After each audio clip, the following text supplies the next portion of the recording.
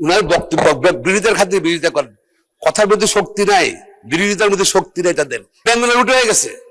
এত ব্যাংক দরকার কি বাংলাদেশে? এত ব্যাংক দরকার নেই বাংলাদেশে।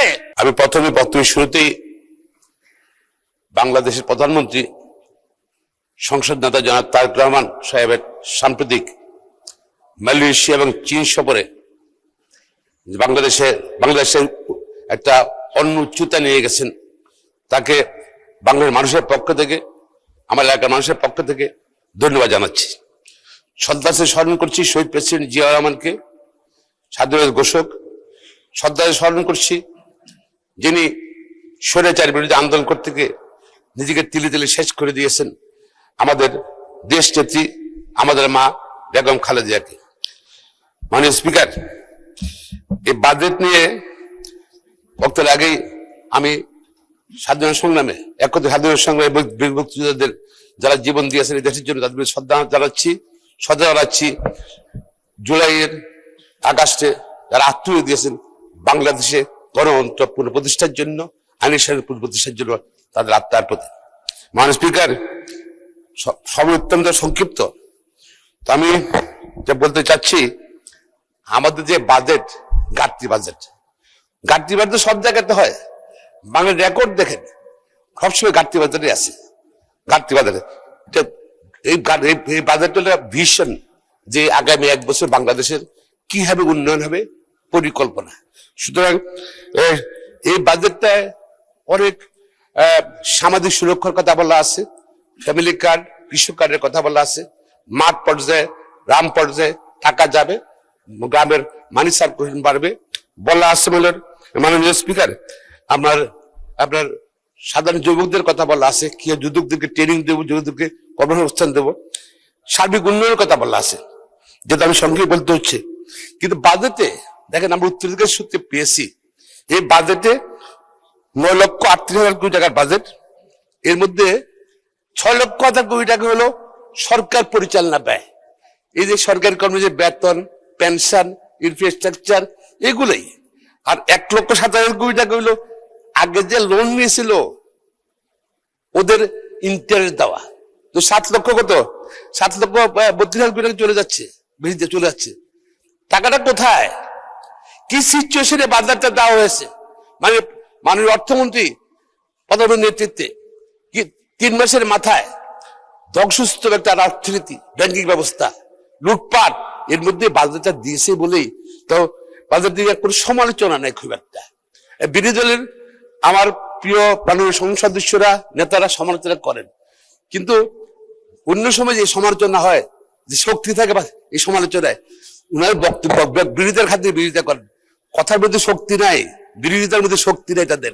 এটা কিন্তু দেশবাসী বুঝতেছি, আমরা পার্লামেন্টে বুঝছি। মাননীয় স্পিকার, বাজেট বাস্তবায়নে আমাদের কতগুলো সমস্যা আছে। প্রথম হলো বাংলাদেশে এই যে আইন শৃঙ্খলার অবনতি। কোটি কোটি মানুষকে বেকার রেখে, যুবককে বেকার রেখে আমরা আইন শৃঙ্খলার উন্নতি আমরা আশা করতে পারি না। আমাদের এমপ্লয়মেন্ট করতে হবে।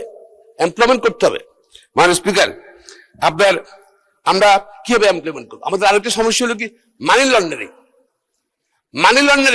আমি আইন হিসেবে বলছি, স্বাধীনতার পরে পর্যন্ত মানি লন্ডারিং যত টাকা মানি লন্ডারিং হয়েছে, আমরা বক্তৃতা সবাই বলেছি, শ্বেতপত্র প্রকাশ করেছি, কোনো টাকা ফিরে আসে নাই, আসার সুযোগও নাই। টাকাটা সিস্টেমে ঢুকে যায়। আর মানে একটা অর্থ একটা ক্যারেক্টার আছে, মানি উইল মুভ হয় money is safe, then money will make money. যেখানে মানি সেফ ফিল করবে সেখানে মানি থাকবে। ঘরে থাকো, ঘরের মধ্যে আমাদের মা বোনরা কি করে, সারা বছর ছিল আলমারিতে স্বর্ণ টাকা রাখে, ঈদের সময় বাড়ি যাওয়ার সময় বাসা খালি ওকে বের করে কাতার ভিতরে শাড়ি বিটি রেখে দেয়, বিকজ সেফ ফিল করে। সুতরাং বাংলাদেশে এই সিস্টেম চেঞ্জ। আজকে সিঙ্গাপুরে আইন নেই, সিঙ্গাপুরে টাকা যায়, দুবাইতে আইন নেই, কানাডায় আইন নেই, থাইল্যান্ড আইন নেই, আইন আছে। আমরা কেন সিস্টেম চেঞ্জ করি না কেন? Let's change the system. তাইলে ওই টাকাটা দেশের মানুষ সেফ ফিল করবে, টাকাটা দেশে রাখার জন্য। বিদেশ থেকে টাকা চলে আসবে। আমরা অলওয়েজ রিভার্স। সেটা আমার মনে হয় আমাদের সিস্টেম চেঞ্জ করা উচিত। মাননীয় স্পিকার, যেটা বলতে চাচ্ছি, আপনার টাকা নাই, ব্যাংক উঠে হয়ে গেছে। এত ব্যাংক দরকার কি বাংলাদেশে? এত ব্যাংক দরকার নেই বাংলাদেশে। এমপি হলেই তার একটা ব্যাংক লাগবে, এমপি হলেই নেতা হলেই তার লিজিং কোম্পানি লাগবে। ব্যাংক বন্ধ করতে হবে, ব্যাংক কমে ফেলতে হবে। ব্যাংক দরকার নেই, ব্যাংক জনগণের টাকা দিয়ে ব্যাংক ঘাটতি পূরণ করতে হয়, ব্যাংক কমায় ফেলতে হবে। আর ব্যাংক কমে ফেলে এখন টাকা কিভাবে আসবে? কেন আমরা চেঞ্জ করি না? কেন আমরা টাকা নগদ টাকা ঘরে, যেহেতু ব্যাংকের মানুষ আস্থা নাই, নগদ টাকা ঘরে। এবং যারা স্বৈরাচার ছিল টাকাটা তারা বসে রাখে, নগদ টাকা ফেলে চলে গেছে এবং ঘরে ঘর টাকা আছে, ব্যাংকে রাখে না মানুষ। আমরা 500 টাকা 1000 টাকার নোটে আপনার ব্যান করে দিলা 2 মাসের মধ্যে টাকা জমা দিতে বলি, লিগাল করতে পারবে। যদি ট্যাক্স ফাইলে টাকা না থাকে 25% টাকা দিয়ে লিগাল করবে। দেখা যাচ্ছে আবার বাজার ঘাটতি ফিল আপ হয়ে যাবে, 2 লক্ষ 2.5 লাখ প্রায় ব্যাংক টাকা লিগাল হয়ে যাবে টাকাটা, এবং সেটা আপনার ইনভেস্টমেন্ট হবে, মানে ইকোনমিক হুইল ঘুরবে।